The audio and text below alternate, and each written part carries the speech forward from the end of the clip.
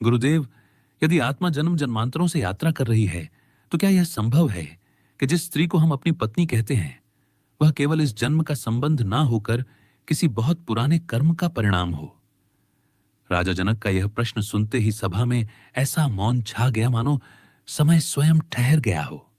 दूर कहीं दीपक की लौ कांपी। महल के विशाल स्तंभों के बीच बहती हवा भी जैसे रुक गई। अष्टावक्र कुछ क्षण तक जनक को देखते रहे। उनकी आंखों में करुणा थी, पर साथ ही ऐसा रहस्य भी था जिसे सुनकर साधारण मनुष्य का भ्रम टूट सकता था। फिर उन्होंने धीमे स्वर में कहा, राजन, अधिकांश लोग विवाह को प्रेम समझते हैं, कुछ लोग भाग्य समझते हैं और कुछ लोग सामाजिक व्यवस्था, परंतु जो आत्मा के रहस्य को जानता है वह जानता है कि पत्नी केवल पत्नी नहीं होती, वह अक्सर तुम्हारे अधूरे कर्मों का जीवित रूप होती है। और यह सुनते ही जनक के भीतर एक अनजानी बेचैनी जाग उठी। क्या इसका अर्थ यह है गुरुदेव? जनक ने विस्मय से पूछा कि हम जिनसे प्रेम करते हैं वे वास्तव में हमारे कर्मों द्वारा चुने जाते हैं? अष्टावक्र मुस्कुराए नहीं। उनका चेहरा अत्यंत गंभीर हो गया। उन्होंने कहा, राजन, आत्मा कभी भूलती नहीं। शरीर मिट जाता है, नाम बदल जाते हैं, युग बदल जाते हैं, परंतु कर्म की स्मृति चेतना की गहराइयों में सुरक्षित रहती है। जो रण तुमने किसी जन्म में छोड़ा था, जो वचन तुमने अधूरा छोड़ा था, जो प्रेम तुमने तोड़ा था, जो पीड़ा तुमने दी थी, वही किसी अगले जन्म में तुम्हारे सबसे निकट आकर खड़ा हो सकता है। कभी मित्र बनकर, कभी शत्रु बनकर और कभी पत्नी बनकर। जनक की आंखों में अनेक प्रश्न तैरने लगे। उन्होंने पूछा, तो क्या विवाह स्वेच्छा नहीं है? क्या सब कुछ पहले से निश्चित है? वो मुता है। अष्टावक्र ने उत्तर देने से पहले सभा के बाहर फैले आकाश की ओर देखा। संध्या उतर रही थी। सूर्य की अंतिम किरणें महल की दीवारों पर पड़ रही थीं। उन्होंने कहा, जो व्यक्ति स्वयं को केवल शरीर मानता है उसके लिए सब कुछ संयोग है, पर जो आत्मा को जानता है वह देखता है कि जीवन में कुछ भी आकस्मिक नहीं होता। लाखों लोगों के बीच किसी एक व्यक्ति का तुम्हारे जीवन में प्रवेश करना और फिर उसके साथ तुम्हारा भाग्य जुड़ जाना, यह केवल घटना नहीं, कर्म का सूक्ष्म गणित है। कुछ क्षण तक मौन रहा। फिर अष्टावक्र ने एक ऐसी बात कही जिसने जनक के हृदय को भीतर तक हिला दिया। उन्होंने कहा, राजन, कभी कभी जिस स्त्री से तुम्हें सबसे अधिक प्रेम होता है वही तुम्हारे अहंकार को तोड़ने के लिए आती है, और कभी जिस स्त्री से तुम्हारा सबसे अधिक संघर्ष होता है वही तुम्हारी आत्मा को मुक्त करने का कारण बनती है, क्योंकि आत्मा प्रेम से कम और जागरण से अधिक संबंधित है। जनक ने अनुभव किया कि यह विषय केवल विवाह का नहीं है, इसके पीछे कोई बहुत बड़ा रहस्य छिपा हुआ है।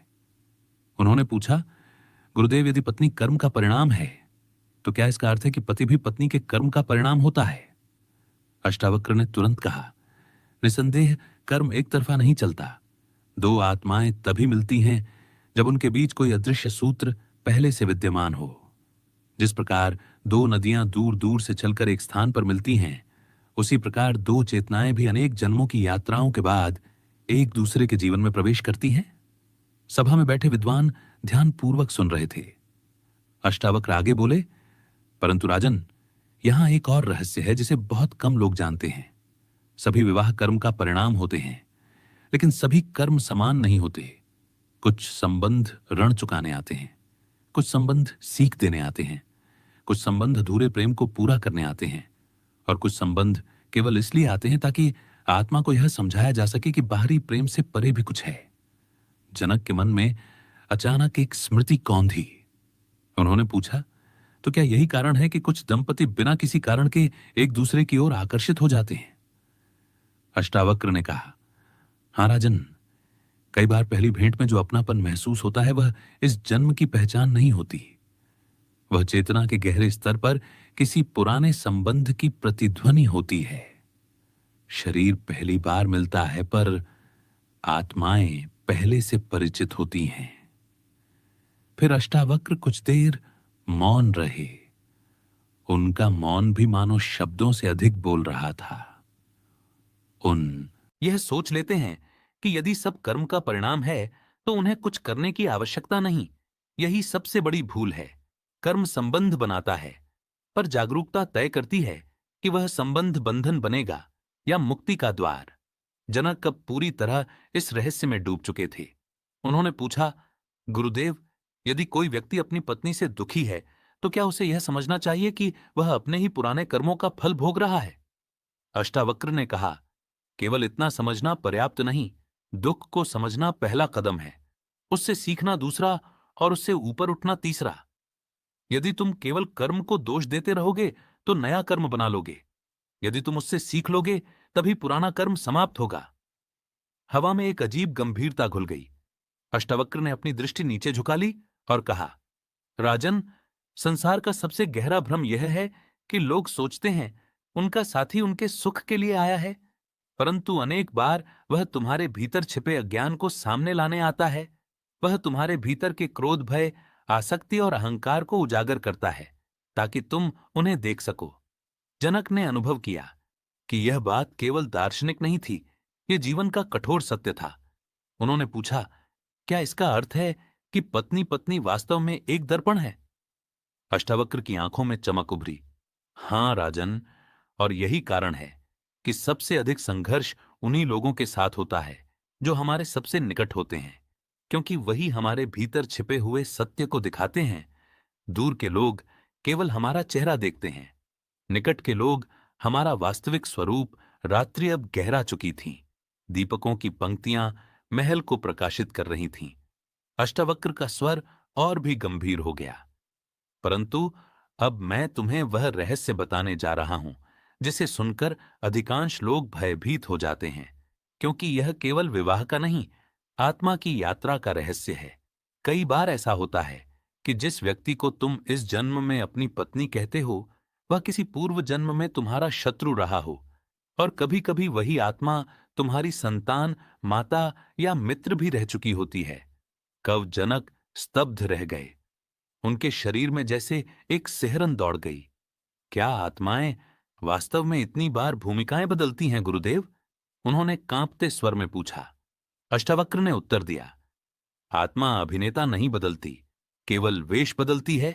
मंच वहीं रहता है, पात्र बदलते रहते हैं। जब तक कर्म शेष है तब तक यह खेल चलता रहता है। सभा में बैठे लोगों के चेहरों पर आश्चर्य स्पष्ट दिखाई दे रहा था, पर अष्टावक्र की दृष्टि कहीं दूर टिकी हुई थी, मानो वे किसी अदृश्य सत्य को देख रहे हों। उन्होंने कहा, और यहीं से एक ऐसा प्रश्न जन्म लेता है जिसका उत्तर जानकर मनुष्य का जीवन बदल सकता है। यदि पत्नी कर्म है, यदि संबंध कर्म है, यदि जन्म जन्मांतर का जाल इतना विशाल है, तो फिर वह कौन है जो इन सब के बीच अपरिवर्तित रहता है? जनक के होंठ सूख गए। उन्हें लगा मानो वे किसी ऐसे द्वार के सामने खड़े हैं जिसके पार आत्मा का सबसे गहरा रहस्य छिपा है। उन्होंने धीरे से कहा, गुरुदेव, यदि संबंध बदलते रहते हैं, शरीर बदलते रहते हैं, जन्म बदलते रहते हैं, तो फिर वास्तविक मैं कौन हूं, वरो यापागाती? और यह प्रश्न सुनते ही अष्टावक्र की आंखें बंद हो गईं, मानो अब वार्ता कर्म से आगे बढ़कर सीधे आत्मा के केंद्र में प्रवेश करने वाली थी। अष्टावक्र ने आंखें खोली, पर ऐसा लगा मानो वे सभा को नहीं, किसी और ही लोक को देख रहे हों। कुछ क्षणों तक उन्होंने कोई उत्तर नहीं दिया। वह मौन इतना गहरा था कि जनक को अपनी ही धड़कनों की ध्वनि सुनाई देने लगी। फिर उन्होंने कहा, राजन, यही वह प्रश्न है जहां अधिकांश साधक रुक जाते हैं। वे संबंधों का रहस्य जान लेते हैं, कर्म का रहस्य जान लेते हैं, जन्म और मृत्यु का रहस्य भी सुन लेते हैं, पर जिसने यह जान लिया कि मैं कौन हूं, उसके लिए समस्त कर्मों का जाल धुएं की तरह विलीन होने लगता है। होने की है, क्योंकि कर्म आत्मा को नहीं बांधता। कर्म केवल उस व्यक्ति को बांधता है जो स्वयं को शरीर और मन समझ बैठा है। कर ही जनक ने तुरंत पूछा, पर गुरुदेव, यदि मैं शरीर नहीं हूं, यदि मैं मन नहीं हूं, तो फिर पत्नी से जुड़ा कर्म किसे बांधता है? अष्टावक्र ने कहा, कल्पना करो कि कोई व्यक्ति स्वप्न देख रहा है। स्वप्न में वह राजा है, उसका परिवार है, उसका राज्य है, उसका सुख और दुख है। पर जैसे ही उसकी आंख खुलती है, क्या वह उन संबंधों से बांधा रहता है? नहीं, क्योंकि उसे स्मरण हो जाता है कि वह स्वप्न का पात्र नहीं था। ठीक उसी प्रकार आत्मा कभी बांधती नहीं। बंधन केवल अज्ञान का अनुभव है, और यही कारण है कि दो लोग एक ही विवाह में रहते हैं। एक बांध जाता है, दूसरा मुक्त हो जाता है। सभा में बैठे विद्वानों के चेहरे गंभीर हो उठे। अष्टावक्र आगे बोले, राजन, मनुष्य सोचता है कि उसकी पत्नी उसके जीवन में इसलिए आई है ताकि उसे प्रेम मिले, पर कई बार आत्मा उसे इसीलिए भेजती है ताकि वह अपने भीतर छिपी आसक्ति को पहचान सके। जब तक मनुष्य किसी दूसरे के माध्यम से स्वयं को पूर्ण करना चाहता है, तब तक वह बंधन में है, क्योंकि पूर्णता बाहर नहीं भीतर है। जनक के मन में एक नई जिज्ञासा जन्मी, तो क्या प्रेम भी बंधन है गुरुदेव? यह प्रश्न सुनकर अष्टावक्र मुस्कुराए। नहीं राजन, प्रेम कभी बंधन नहीं होता। आसक्ति बंधन होती है। प्रेम मुक्त करता है, आसक्ति पकड़ लेती है। प्रेम कहता है तुम स्वतंत्र हो, आसक्ति कहती है तुम मेरे हो। महल के बाहर बादलों की गर्जना सुनाई दी। रात्रि और भी रहस्यमयी हो गई थी। अष्टावक्र ने कहा, तुमने देखा होगा, कुछ लोग अपनी पत्नी के बिना एक क्षण भी नहीं रह सकते, फिर भी भीतर से दुखी रहते हैं, और कुछ लोग गहरे प्रेम में होते हुए भी स्वतंत्र रहते हैं। इसका कारण बाहरी संबंध नहीं, भीतर की चेतना है। जहां स्वामित्व है, वहां कर्म का जाल है। जहां साक्षी भाव है, वहां मुक्ति का मार्ग खुलने लगता है। जनक अब पहले से अधिक ध्यानपूर्वक सुन रहे थे। उन्होंने पूछा, गुरुदेव, यदि दो आत्माएं कर्म के कारण मिलती हैं, तो क्या वे हमेशा साथ रहती हैं? भी अष्टावक्र ने धीरे से सिर हिलाया। नहीं राजन, यही संसार का सबसे बड़ा भ्रम है। लोग सोचते हैं कि जो आज उनका है वह सदैव उनका रहेगा, पर आत्मा की यात्रा में स्थायी कुछ भी नहीं। कभी कभी कोई आत्मा केवल कुछ वर्षों के लिए आती है, अपना कर्म पूरा करती है और चली जाती है। मनुष्य रोता है क्योंकि वह शरीर को देखता है। ज्ञानी शांत रहता है क्योंकि वह यात्रा को देखता है। यह सुनकर जनक की आंखों में गहन विचार उतर आया। तो क्या मृत्यु भी संबंधों का अंत नहीं है? उन्होंने पूछा। अष्टावक्र ने कहा, मृत्यु केवल दृश्य का परिवर्तन है। मंच बदल जाता है, पर अधूरा कर्म यदि शेष हो तो आत्माएं फिर मिलती हैं। इसी कारण कुछ लोग पहली भेंट में ही अकारण आकर्षण अनुभव करते हैं, और कुछ लोग बिना कारण विरोध उनकी चेतना पुराने संस्कारों को पहचान रही होती हैं, भले ही उनका मन उसे समझ ना पाए। अचानक अष्टावक्र का स्वर और गंभीर हो गया। परंतु राजन, यहां एक और रहस्य है जिसे बहुत कम लोग समझते हैं। कभी कभी पत्नी केवल तुम्हारे कर्म का फल नहीं होती, वह तुम्हारे भविष्य के कर्मों का कारण भी बन जाती है, क्योंकि उसके साथ तुम जैसा व्यवहार करते हो, वैसा ही बीज तुम अपनी चेतना में बोते हो, और वही बीज किसी अगले जन्म में वृक्ष बनकर तुम्हारे सामने खड़ा होता है। सभा में बैठे अनेक लोगों ने एक दूसरे की ओर देखा। यह विचार उनके लिए नया था। अष्टावक्र बोले, यदि कोई व्यक्ति अपनी पत्नी को केवल भोग की वस्तु समझता है, तो वह केवल एक संबंध को नहीं बिगाड़ रहा होता, वह अपनी चेतना को भी विकृत कर रहा होता है। और चेतना में जो अंकित हो गया, वह मृत्यु के बाद भी मिटता नहीं। शरीर जल जाता है, पर संस्कार साथ चलते हैं। जनक ने गहरी सांस ली। गुरुदेव, क्या यही कारण है कि कुछ लोगों का जीवन बार बार एक जैसी पीड़ाओं से भर जाता है?